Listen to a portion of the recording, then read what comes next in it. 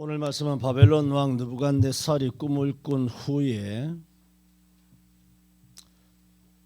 바벨론 모든 박수와 술객과 점장이를 불러서 내가 무슨 꿈을 꿨느냐,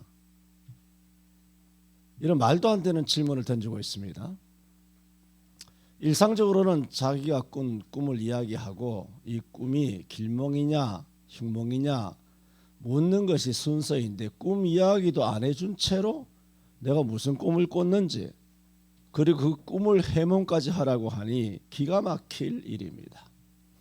이런 말도 안 되는 것을 황제라고 하는 이 느부갓네살이 저지르고 있는 것입니다.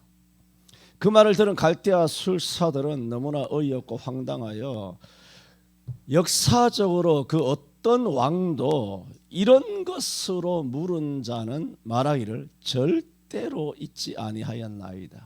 반박합니다. 그리고 왕이 잘못됐다는 말이죠. 잘못됐죠. 그리고 이어서 하는 말이, 왕이 이런 질문을 하시는 것은 참으로 희한한 일이라. 육체와 함께 있지 아니하는 신 외에는 왕 앞에 그것을 말할 자가 없나이다.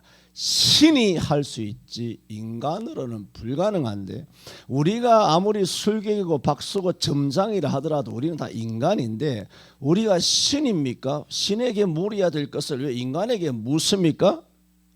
논리 정연하고 반박 불가 아닙니까?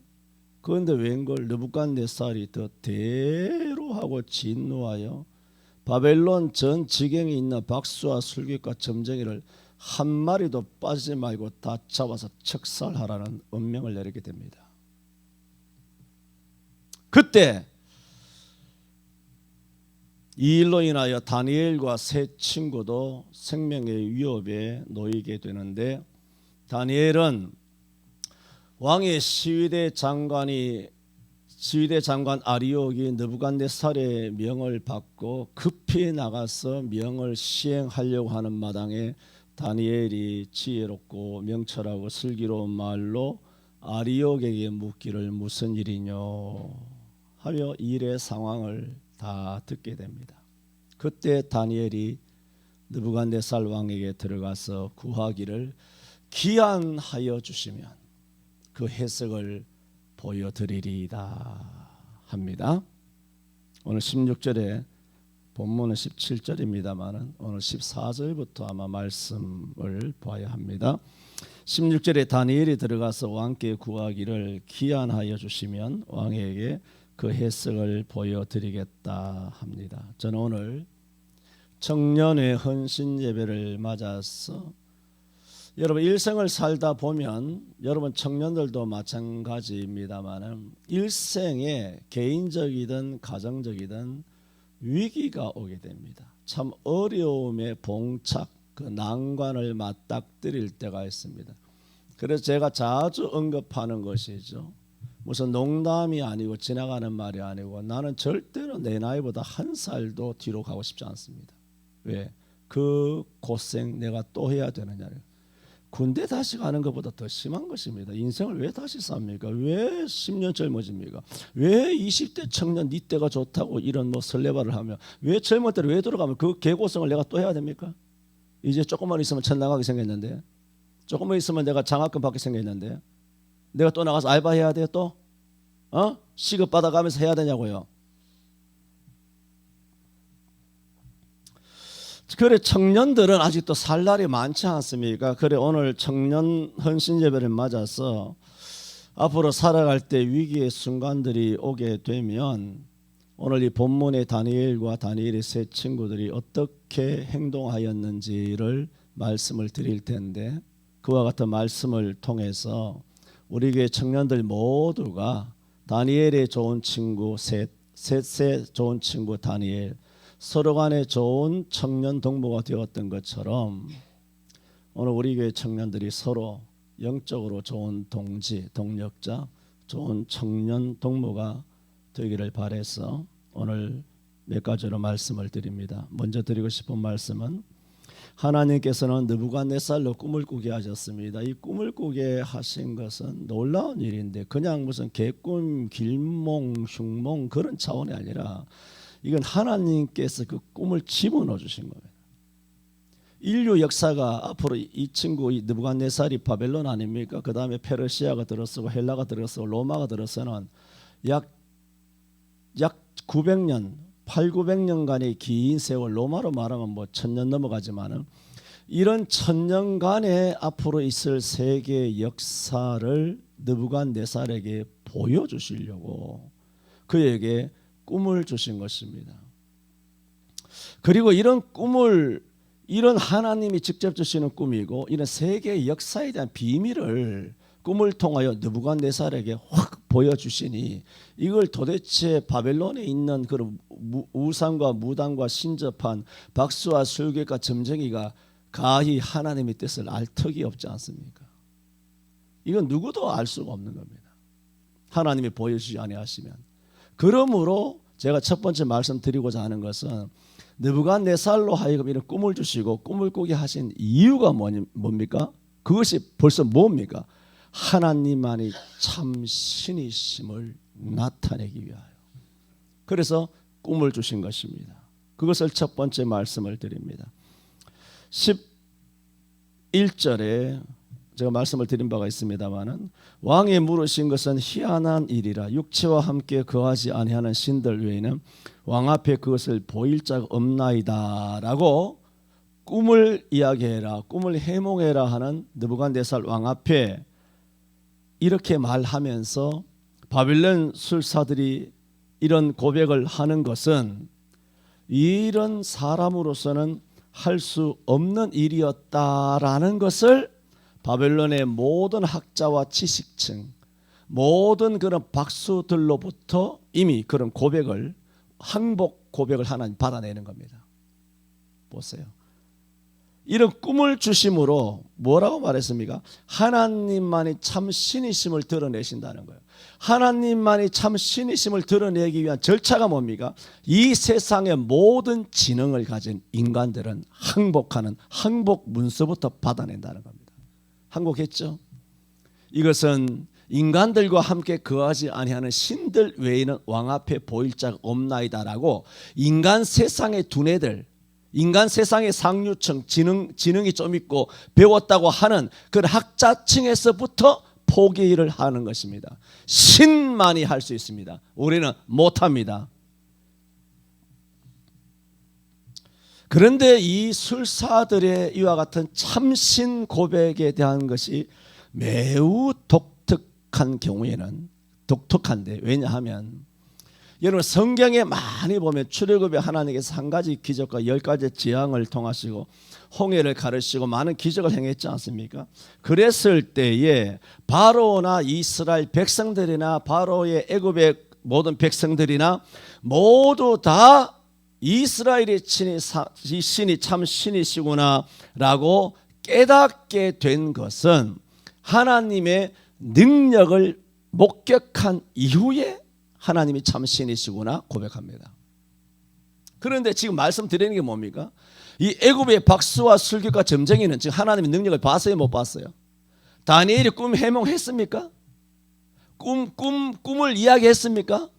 다니엘은 아직도 꿈도 뭔지 모르고 꿈 해몽도 모르고 꿈의 뜻도 모르고 하나님의 역사가 임하지도 않았고 하나님의 지혜와 능력도 임하기도 전에 바벨론의 이 술사들이 먼저 고백하는 말이 출애굽할 때라든가 아니면 군대 귀신 들린 사람이라든가 무리를 걸어가신다든가 죽은 자가 살아났다든가 중풍병자가 고침을 받았을 때에 신약 성경에서 많은 사람들이 예수 그리스도의 신적인 능력을 뭐라고 본 후에 이 사람은 누구뇨?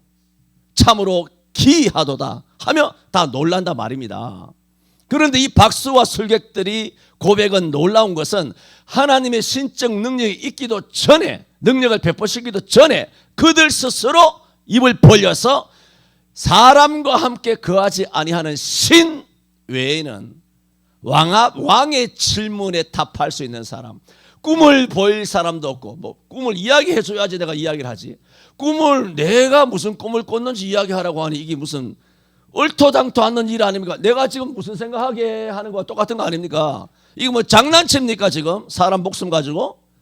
그런 얼토당토 않는 그런 답에 대하여 하나님께서 능력을 다니엘을 통하여 보여주시기도 전에 신만이 이 일을 할 수 있습니다 라고 하는 항복 문서를 이미 받아 챙겼다는 겁니다. 그러므로 하나님께서는 느부갓네살 왕에게 꿈을 주신 이유가 뭐냐? 그걸 먼저 말씀을 드리는 겁니다. 당신의 참 신, 당신만이 유일하신 전능하신 신이심을 온 인류 역사에, 바벨론 역사에 있습니다. 성경에만 있는 게 아닙니다. 바벨론 역사에, 그리고 로마 시대에 이르기까지 그 꿈이 다 그렇게 내려가고 있지 않습니까? 그러므로 하나님만이 바벨론, 페르시아, 헬라, 로마 오늘에 이르기까지도 하나님만은 하나님이 참신이심을 나타내시고자 증거하시고자 느부갓네살이라고 한 왕에게 꿈을 주셨더라 하는 것입니다. 단순한 우리가 꾸는 꿈에 뭐 1,000원짜리 떨어졌는데 또 주스니까 또 1,000원짜리고 또 쫓아가다가 또 뭐 꿈꾸다가 절벽에 떨어지면서 하나님 왜 날 낳으셨나요? 뭐 이렇게 절벽에 떨어지는 그런 개꿈을 꾸는 것이 아니라 이런 영몽을 주시기를 바랍니다. 첫 번째 말씀드렸습니다. 참 성도들은 순진하다고 해야 되나 뭐라고 말해야 되나, 꿈 이야기하면 꿈만 또 생각한다. 또 하나님이 전능하심을 나타내는 것은 이 본문에서는 꿈이에요. 두 번째 말씀드립니다. 그러므로 다니엘도 지금 죽게 생겼지 않습니까? 그래서 말씀을 드립니다. 다니엘은 이 위기를 오직 주의 지혜와 힘, 주의 주신 지혜와 능력으로 타파했습니다.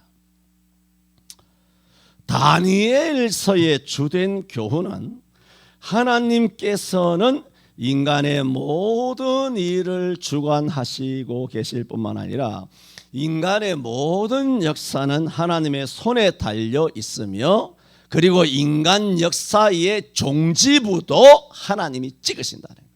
만물이 주에게서 나오고 주로 말미암고 주에게로 돌아갑니다. 너희가 흙이니 흙으로 돌아갈지어다. 하나님이 흙으로 만드신 것처럼 우리를 다 그렇게 우리의 만사와 인생을 다 우리 전능하신 하나님께서 인도하고 계신다. 그게 다니엘서의 주된 교훈입니다. 만사는 하나님의 주권에 있다. 두 번째는 무슨 교훈이 있느냐 하면은 이방 세계 지혜라 그러면 뭐 이집트의 지혜, 솔로몬의 지혜, 인도의 지혜 그렇게 말하거든요. 크게는 솔로몬의 지혜와 인도의 지혜라고 그렇게 말합니다. 그러나 이런 솔로몬의 지혜는 하나님이 주신 것입니다만은 그런 하나님이 주신 지혜를 제외한 무슨 중국에 내려오는 수천 년 동안의 그런 지혜, 우리의 무슨 여러 가지 학자들의 지혜, 선비들의 지혜, 인도의 지혜, 이집트의 뭐 고대의 그런 인물들의 그런 어마어마한 지혜, 아니면 뭐 소크라테스나 무슨 철학자들의 그런 지혜, 또 과학을 가진 그런 많은 학자들의 지혜, 노벨상 받은 많은 지식과 지혜들이 있죠. 이 다니엘서의 두 번째 교훈은 뭐냐면 이런 이방 철학자들이나 세상적으로 아무리 자신이 어마어마한 지식을 갖고 있다고 내세운다고 할지라도 그런 지식으로는 자기의 삶의 신비도 모른다는 겁니다. 니코가 석자라는 거예요. 노벨상 받아 처먹은 니코가 석자라는 거예요. 노벨 의학상, 생화학상, 물리학상, 화학상 받은 네가 세상 80억 인구에서는 뭐 보란듯하게 노벨상 받았는지 모르지만 니코가 석자야. 네가 네 인생의 5분 뒤도 몰라 이 사람아. 그걸 다니엘서가 말씀을 하고 있단 말입니다. 그러므로 우주 만상이나 인생의 과거나 자신의 현재나 미래에 걸쳐 있는 인류의 역사에 대해서는 아무것도 알지 못한다는 겁니다. 그런데 하나님이 다 아시니까, 하나님 아시는 게 아니죠. 주장하시는 거죠. 완전히 당신 마음대로 뭐 하시는 것이죠. 그러니까 로마는 이렇게 된다, 헬라는 이렇게 된다, 페르시아는 이렇게 된다, 너 바벨론은 이렇게 된다. 하나님이 결정해서 가르쳐 주는 겁니다. 알려주는 게 아니에요. 아시는 게 아니에요. 결정해서 보여주시는 거예요. 이렇게 된다고 오늘 우리도 우리의 미래도 계시록처럼 반드시 될 줄 믿습니다. 우리 청년들의 미래도 그와 같이 되기를 바랍니다. 하나님의 손에 있습니다. 여러분의 지식, 여러분의 연봉 따위로, 여러분의 스펙 따위로, 여러분의 결심과 여러분의 철학 따위로, 여러분의 삶의 자세 따위로 인생을 살아갈 수 있을 것 같습니까?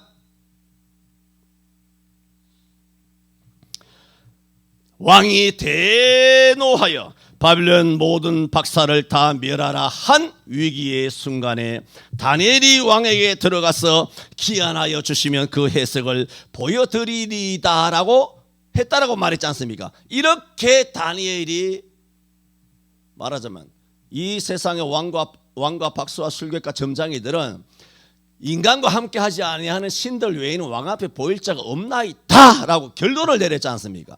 그런데도 불구하고 왕 앞에 들어가서 왕이 기한하여 주시면 내가 알려드리리다라고 말했지 않습니까? 그런 바벨론 127대 엄청난 학자들, 서울대 교수들, 연대 교수들, 고대 교수들, 아니면 카이스트의 교수들, 아니면 정부 고위 있는 그런 엄청난 재경학자들, 물리학자, 천문학자, 군사학자, 어마어마한 석학들이 대한민국에도 많이 있는데 전부 다 안 됩니다. 신 외에는 안 됩니다 라고 하는 마당에 이 젊은 다니엘 청년이잖아. 다니엘 청년이 와서 아닙니다라고 국가적으로 다 결론이 났어. 마침표가 딱 돼. 우리나라 통일 안 됩니다. 안 됩니다. 이렇게 지금 우리나라는 망하게 생겼습니다. 죽게 생겼습니다. 결론이 다 났어. 국방부에서 우리 군사학적으로 다 우리나라는 망하게 생겼습니다. 미래가 없습니다. 결론이 다 났는데 다니엘이 와서 기한하여 주시면 말씀하여 드리겠다고, 신 외에는 할 수 없는 그 답을 알려드리겠다라고 말했다라고 말씀을 드리면서 이런 다니엘과 세 친구조차도 목숨의 위협이 있는 그런 위기의 상태에서 다니엘과 세 친구는 이 위기를 어떻게 타파해 나갔느냐 그 말씀을 드리고 있지 않습니까? 그런데 다니엘이 이렇게 할 수 있었던 것은 뭐냐 보세요. 이런 우리나라에 있는, 미국에 있는, 인도에 있는, 전 세계에 있는 노벨상급의 어마어마한 물리, 화학, 생물 모든 천문학자들, 모든 엄청난 무슨 인문학자들, 아니면 자연과학자들, 기라성 같은 사람들이 많이 바벨론의 포진에 있었지만은 다니엘은 그들의 영향을 받지 않았다는 겁니다. 할렐루야. 정신 똑바로 차리세요. 내 앞에서 그런 인간들 이야기하면 내가 조져낼 수가 있어. 내가 왜? 다니엘은 그들과 달랐기 때문입니다. 여러분 다르시기를 바랍니다. 성도는 세상 사람과 구별된 자라 그래요. 여러분의 사상도, 이념도, 생각도, 철학도, 내면 세계도, 우리가 또한 바라보는 그 소망하는 그런 내세도 달라야 그걸 성도라 그렇게 말합니다. 생각조차도 다 달라야 돼. 고양이 새끼, 개 새끼 한 마리 바라볼 때도 시각이 달라야 돼. 기후 변화니 라니냐니 엘니뇨니 이런 거짓부렁하는 인간들을 향하여 우크라이나가 불쌍해요 하느니 거짓부렁하는 이런 KBS, MBC, MBN, JTBC 이런 것들하고 TV T조하고 이런 것들 기자 무슨 이런 아주 설거지 같은 이런 뭐 바보 같은 개걸레 같은 이런 거지 같은 걸레 같은 기자들과 다르단 말입니다.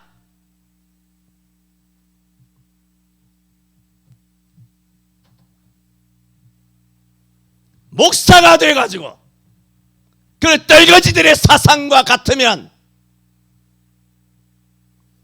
목사는 고사하고 여러분은 성도 아닙니까? 목사도 성도지.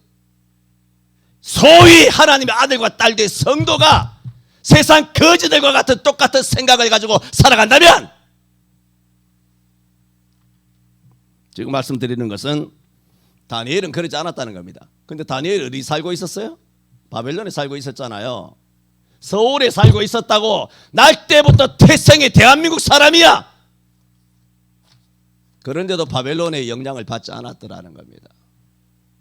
대한민국에 있으면서도 대한민국의 혈연, 지연에 대해서 영향을 받지 않았다는 말입니다.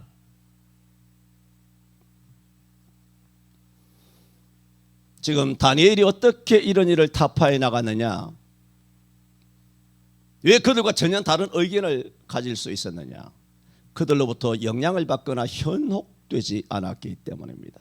다니엘은 오직 지혜의 신이신 전능하신 하나님을 신뢰하였기 때문에 하나님이시면 한다, 이 믿음을 가졌던 겁니다. 하나님이 니들이 못하는 것은 당연하고 하나님이 하시는 것은 또 당연하다.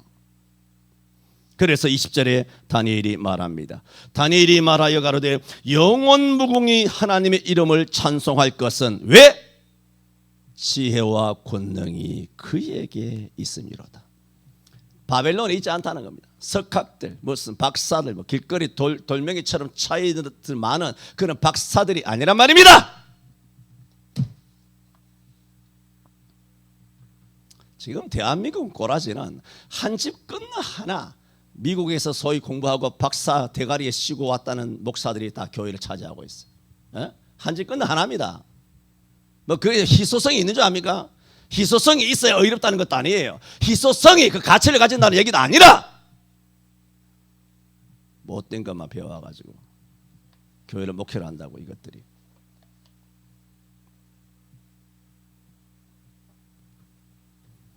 또 23절에도 말합니다. 나의 열조의 하나님이여 주께서 이제 내게 지혜와 능력을 주시고 우리가 주께 구한 바 이를 내게 알게 하셨다 라고 20절에도 지혜와 권능이 주님께 있습니다. 23절에도 열조의 하나님이여 주께서 이제 내게 지혜와 능력을 주셨다, 그렇게 말합니다. 이처럼 하나님이 주신 지혜와 힘을 통하여 인류 역사 가운데 역사하심으로써 계략과 우연에 의지하는 세상 사람들의 인간 지혜를 능가하는 사실은 성경에 꽉꽉 들어차 있습니다.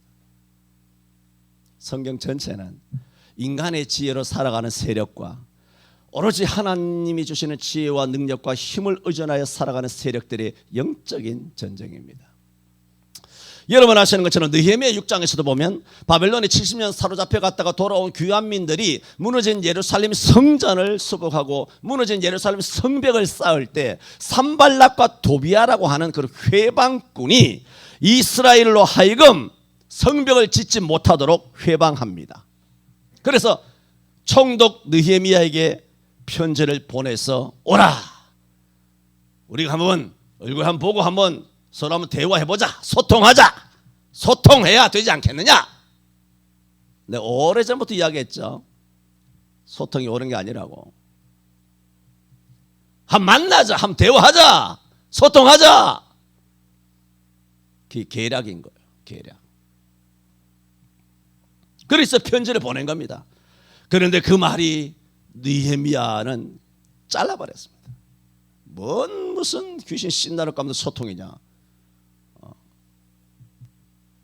고린도전서에 말씀하신 것처럼 너희가 귀신의 잔과 주의 잔을 겸하여 마시지 못하며 귀신의 상과 주의 상을 겸하여 참여하지 못하리라 하여 그들은 영적으로 대적을 한 것입니다. 뭔 놈이 소통입니까? 그게 통하지 않자 그 다음에는 봉하지 않은 편지를 보내서 내가 모반하려 성을 건축한다라는 말을 지어내어서 심리적 타격을 주므로 손이 피곤하여 성 건축 역사를 정지하고 이루지 못하게 하려고 했습니다. 또 스마야라고 하는 사람은 두문불출의 컨셉으로 느헤미야에게 거짓 예언을 했는데 저희가 너를 죽이러 올 테니 우리가 함께 성 외소에 들어가서 숨자, 그래야 우리가 살 수 있다라고 하기에 느헤미야가 이 스마야의 예언도 듣지 아니하고 내가 어떻게, 나 같은 자가 어떻게 도망하여 성소에 들어갈 수 있겠느냐 하여 나는 들어가지 않겠노라 하고 나중에 시간 지나서 알고 보니 이 스마야라고 하는 목사가, 말하자면 예언자, 제사장, 이 거짓 발사기 같은 스마야가 왜 이런 거짓 예언을 했느냐 하면은 산발랏에게 뇌물을 받았다는 거예요. 그러면 지금부터 2600년 전에 2500년 전에 유대 땅에 스마야라고 하는 거짓 예언자가 두문불출하니까 야 뭔가 예언을 받았나 보다. 하나님 계시가 임했나 보다 하여 그걸 궁금해서 느헤미야가 올 거 아닙니까? 느헤미야가 오니까 저들이 너를 공격하여 너를 죽이려고 한다는 마치 예언을 받았다는 이상을 받았다는 것처럼 그러므로 성소 외소에 들어가서 우리가 함께 숨자. 내가 함께 같이 가줄게. 그렇게 만약에 그 말에 속아 넘어갔더라면 야 성소에 함부로 들어가면 됩니까? 제사장 외에는.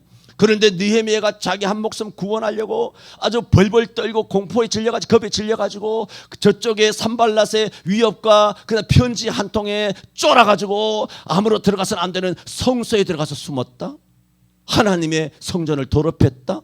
이런 식으로 해가지고 온갖 것은 모략을 하고 그렇게 거짓 헛소문을 퍼뜨려가지고 느헤미야를 제거를 하려고 산발랏으로부터 뇌물을 받고 거짓 예언을 했다는 겁니다. 오늘 목사들처럼.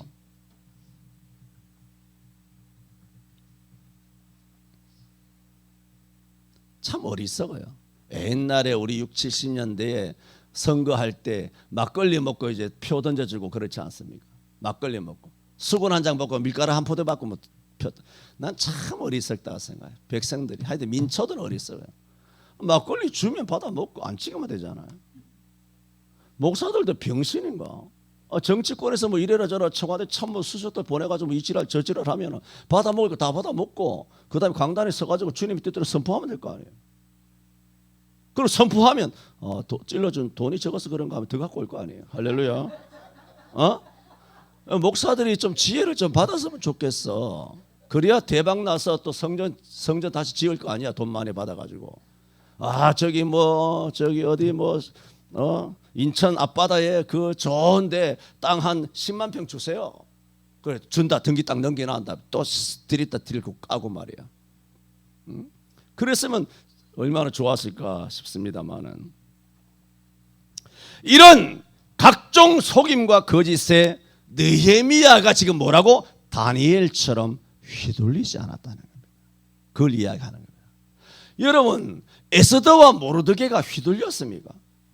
그 하만에 의해서 유다 백성들이 수산성에서부터 바벨론 전부 다 죽게 생겼는데 에스더와 모르드게가 세상의 계략과 계획에 휘둘렸냐 말입니다. 그들에게 영향을 받았습니까? 아닙니다. 죽으면 죽으리라 하고 하나님의 도우심만을 의지하고 나가서 승리한 거예요. 왜 1000만 중에 이런 사람이 그렇게 없습니까? 광야에 뭐 한두 사람 있더라만 부산에도 계시고 훌륭한 분이 계시지만 대다수는 왜 이 스마야 같은 인간들인지 정말 피를 토할 일이에요. 홍집산에 정말 피를 토할 일입니다. 정말 마이크를 잡아야 되고 정말 발언을 해줘야 되는 그런 위치에 있는 목사들이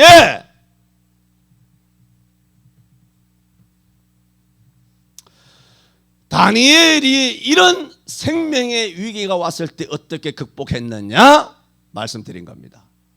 세상 여론, 세상 사람들의 지식, 그들의 자문, 그들의 지론에 영향받지 않았다는 겁니다. 오직 주의 지혜와 권능을 힘입었다는 겁니다. 세 번째, 그렇다면 너는 어떻게 살아가는데? 말씀을 드립니다. 그러므로 청년 여러분은 어떻게 살아가는데? 라는 말씀입니다. 말씀드렸습니다. 다니엘이 16절처럼 말할 수 있었으면 당시 유력한 박사들, 천문학자들, 주술사들, 악령 추방자들이 가지고 있는 이방 세계의 모든 지식에 영향을 받지 않았기 때문이라고 말씀드렸습니다. 골로새 2장 8절이나 디모데전서 4장 7절에도 망령되고 허탄한 신화를 버리라, 오직 경건에 이르기를 연습하라 하시는 말씀하셨습니다. 우리도 그래야 됩니다. 내 생각이, 나의 판단이, 나의 행동이, 지금 나의 하는 결정이 세상 그 누구로부터도 영향을 받아서는 안 됩니다.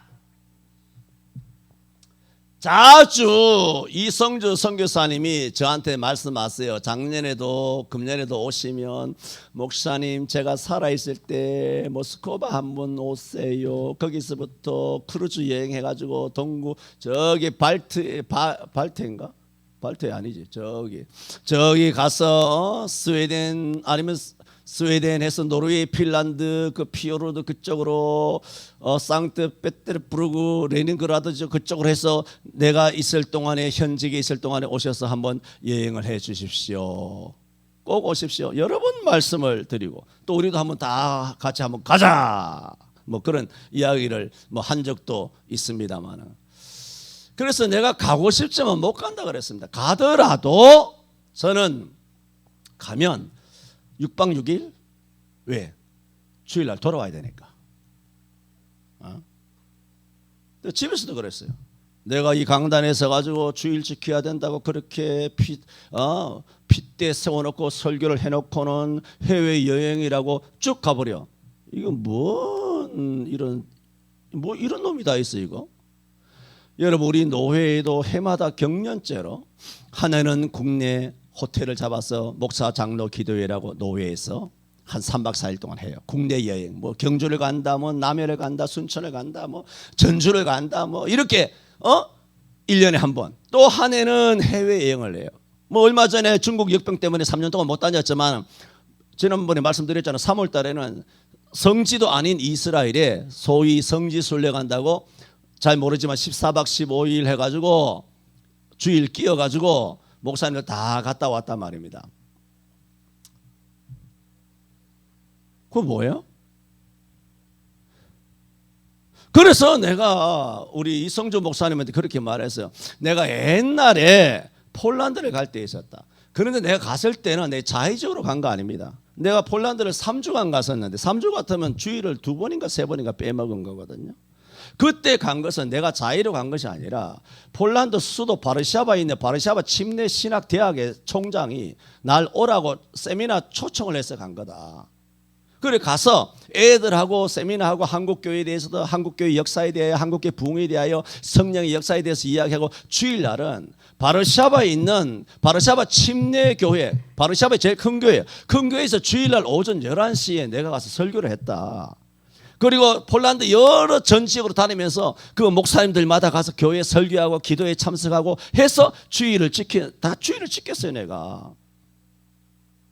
그거 뭐 하러 갔습니까? 집회를 하러 간 거예요. 집회를. 그래 지금도 목사님들이 해외 집회 가신다고 뭐 30몇 차 해외 집회 뭐 피정진 목사님 그렇지 않습니까? 60몇 회, 100몇 회 그렇게 해외 집회에 다니면서 복음을 증거하기 위해서는 주일을 그것은 지키는 거죠. 그게 복음을 증거하기 위해서.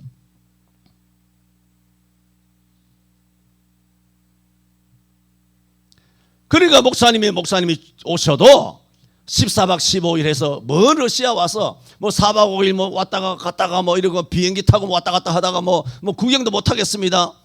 목사님 주일날 오면 선교지도 돌아보고 뭐 이것때 주일날 오셔서 뭐 설교도 해주시고 가르침도 주시고 그런 말씀을 하시기에 목사님 내가 옛날에 폴란드 갔을 때는 내가 자의적으로 한 게 아니라 그런 초청이 왔기 때문에 집회하러 간 것입니다. 그러나 이것은 가만히 한번 생각해 보세요. 이거는 러시아 여행이 주목인데 주일날 와서 설교를 한다라는 것을 빙자해서 주일을 지키는 것처럼 포장하는 것입니다. 그래서 상황이 다르다 그래서 그게. 그래서 내가 보통 1인 한 700만 원 들 거예요. 러시아 한 6박 7일만 5박 6일 6박 6일에만 해도. 그래도 내가 갔다가 돌아오는 2번 가는 하늘이 있고 그래서 돈이 더블로 1,500 들더라도 갔다가 내 돌아옵니다. 목사님.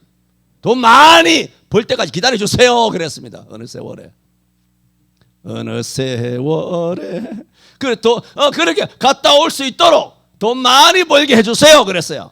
그러면 내가 2번 왔다 갔다 하면 되잖아. 모스크바 레닌그라드 보고 그 다음에 뭐 저쪽에 가서 뭐 크루즈 여행하면서 저쪽에 보고 미국도 5박 6일 하고 오고 바로 오는 거야. 뉴질랜드고 스웨덴이고 뭐 지랄이고 나발이고. 그것 때문에 그런 거지 같은 관광여행 때문에 주의를 어길 일이 있어. 그런 요청이 왔을 때 내가 판단을 하는 겁니다. 목사님 나 그렇게 안 합니다. 내가 판단한 거야. 박 집사님. 미쳤냐 내가? 뭐 구경 못해서 죽은 귀신이 있어 내가? 예수님도 해외여행 안 갔어. 피난만 가셨어. 피난만. 이게 말이죠. 우리나라 1980 몇 년이야. 해외 자유여행화 이후, 자유여행이 허가된 이후로부터 말이죠. 해외여행을 끼면 주의를 어겨도 당연한 것처럼 개같은 사상이 한국 천만 대가리 속에 다 빠져 있단 말입니다. 성경이야 이 새끼들아. 그게 성경이냐고. 도둑놈의 새끼들 말이지. 지금 주의를 지키면 구원받는다 그 얘기를 하는 게 아니잖아요. 에? 행함으로 구원받습니까? 네 판단을 똑바로 하라 그 얘기입니다. 지금 다니엘과 세 친구가 어떻게 했느냐, 너는 어떻게 하느냐고 묻고 있는 거 아닙니까? 너는 네 꼬라지를 알아 임마. 지금 세 번째 너는 이라고 묻고 있습니다. 다니엘은 바벨론의 그 막강한 그 철학과 지식도 영향을 안 받았다 그랬어요. 너는 이라고 지금 말하고 있는 거 아닙니까? 너는 이런 인간들에게 어떤 영향이라도 받는다면 그것은 자살행위입니다. 이런 인간들에게 영적 판단을 맡긴다는 것은 자살행위입니다. 이런 인간이 어떤 영향을 받았다면 반드시 말씀과 성령으로 해독될지어다. 전에도 말씀드렸습니다. 요한일서 2장 24절에 너희는 처음부터 들은 것을 너희 안에 거하게 하라. 주일 성수에 대하여 11조에 대하여 그야말로 개혁 한글에 대하여 신앙 고백에 대하여 여러 가지 많은 우리가 강단에서 지난 20수년 동안 처음부터 여러분이 들려드린 것이 있습니다. 처음부터 들은 것을 너희 안에 거하게 하라. 처음부터 들은 것이 너희 안에 계속 그대로 있다면 너희가 아들의 안과 아버지 안에 거하리라 그랬습니다. 특히 청년들은 주의해야 합니다. 왜냐하면 청년의 때에 말씀 외에 누군가의 영향을 받아 움직이게 되면 청년 때는 그의 인생이 결정될 수도 있기 때문입니다. 저는 이 목사는 산전수전 공정조 다 겪은 사람이다. 영적으로 한 번은 청년들 많은 청년들을 내가 가르쳤습니다. 그런 청년들하고 여름 수련회 청년회 수련회 정말 성령 충만하게 잘 다녀왔어요. 잘 다녀왔는데 애들이 여름 방학이잖아. 대학생들이면 여름 방학인데 어디 강원도 내가 대전에 있을 때 강원도 어디 가서 기도원에 지들끼리 올라갔다 오더니 애들이 딱 3박 4일 만에 그 다음 주에 와보니까 애들 눈동자가 다른 거야. 완전 영이 다른 거야. 내가 보니까. 여러분은 잘 모르겠습니다만 그 당시 1986년인가 87년도에 강원도에 엘리야 재단이라고 한때 선풍처럼 그런 이단의 바람, 사이비한 바람이 불었을 때가 있습니다. 들어본 적 있습니까? 엘리야 재단이라고. 거기 가서 말하자면 충청남도 대전에서 나름대로 충남대 다닌다고 나름대로 좀 공부 좀 하고 거기 있는 애들이 서울대도 많이 가고 이대는 그냥 걸어 들어가고 이렇게 하는 공부 잘하는 애들이에요. 대전에서도 아주 공부 잘하는 애들이 모여 있어.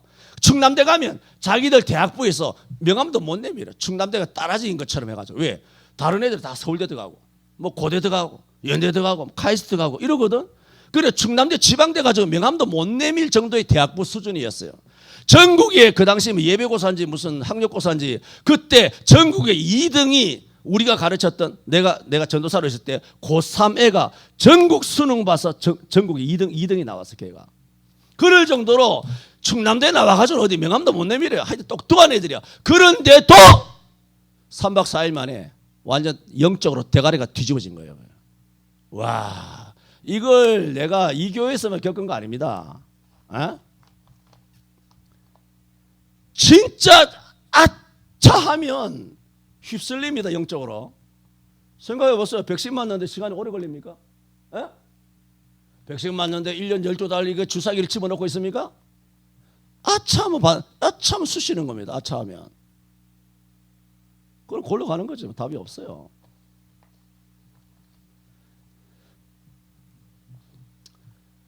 그래서 이 청년의 때가 중요한 것은 여러분의 저 남은 긴 인생이 결단합니다. 지금 우리 조봉건 집사님, 조성민 집사님 다 신실해도 여러분보다 마귀는 훨씬 강력합니다. 예수 아니고는 여러분은 백전백패하고 상대도 안 된 줄 아세요.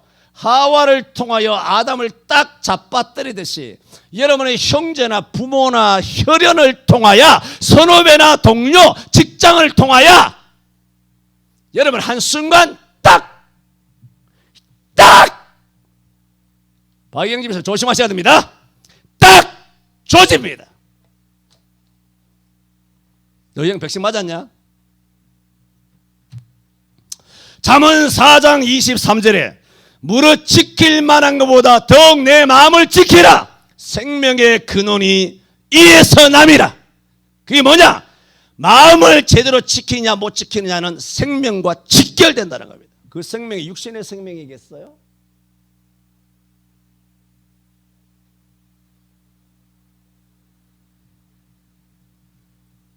다니엘은 바벨론에 머물러 있으면서도 그 어떤 이방 사람, 이방 세계의 지식에 현혹되거나 그들의 일말의 영향도 받지 않았습니다. 절대로 영향을 받지 않았습니다.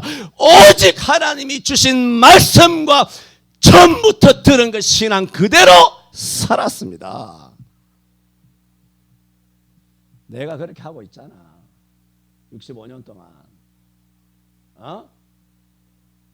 도덕적이고 윤리적으로 뭐 이런 저런 죄는 많이 짓지만 말씀에 관해서만은 범죄하지 않습니다.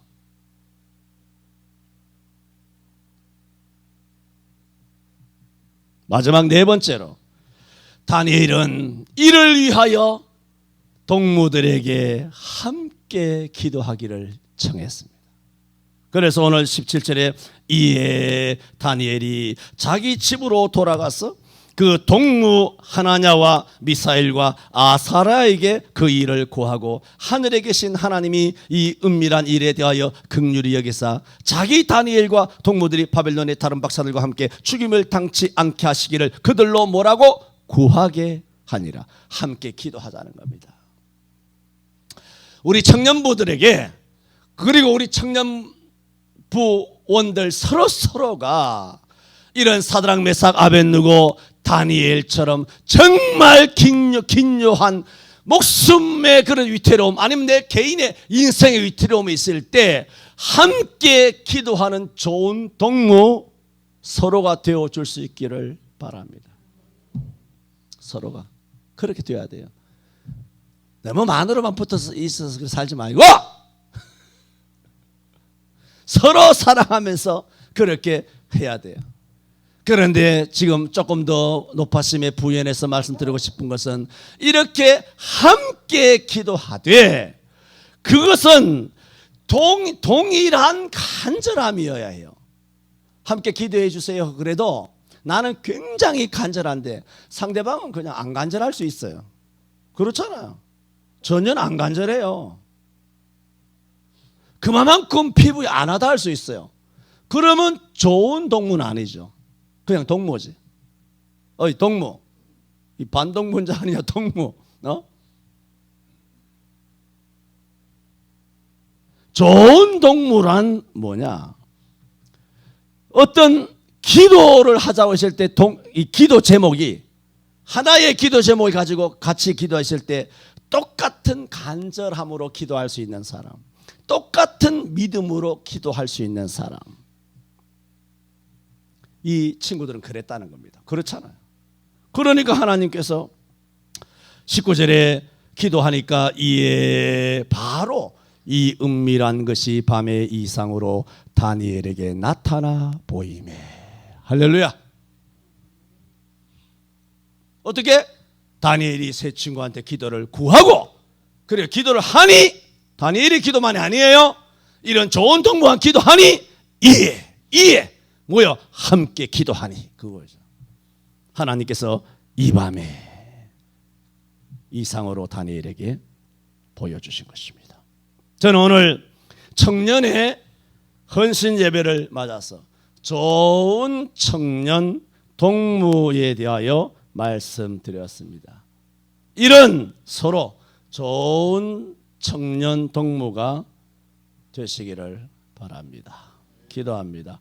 주님, 오늘 청년들 우리에게 주시고 좋은 청년들 주시고 또 청년들 헌신 예배를 하게 하시고 또 다니엘에게 좋은 청년 동무 사드락 메삭 아벳느고에게 함께 기도하기를 구하고 이 기도를 하나님 들으시고 그 밤에 바로 하나님께서 모든 이상과 몽조를 깨닫게 하여 주신 것처럼 세상의 그 어떠한 영향도 받지 아니하고 오직 하나님의 지혜와 하나님만을 신뢰하고 하나님의 힘과 능력만을 철저하게 의존하면서 서로 간에 좋은 동무, 좋은 친구가 되는 우리 청년들 다 되게 하여 주옵소서.